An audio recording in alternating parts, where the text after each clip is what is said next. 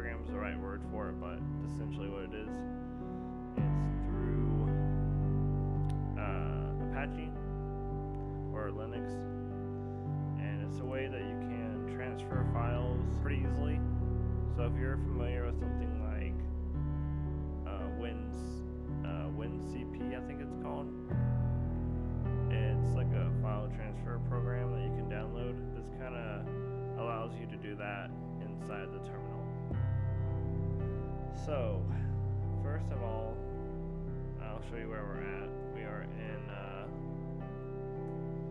the var www HTML, and I create a directory called test, and inside of test there should be a there's a txt file I created just called test.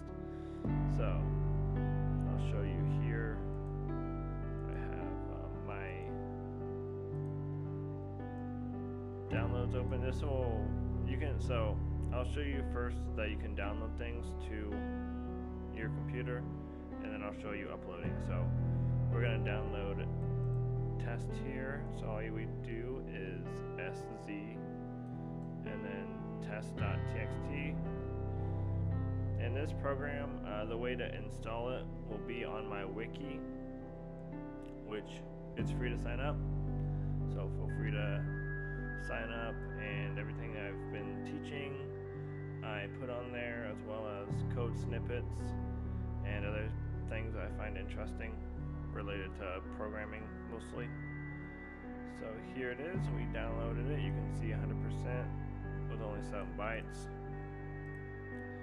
So let's take a look. Bada boom! Right there it is. Now we're gonna upload this one here. Test 2. So do that. So SZ is to download, RZ is to upload.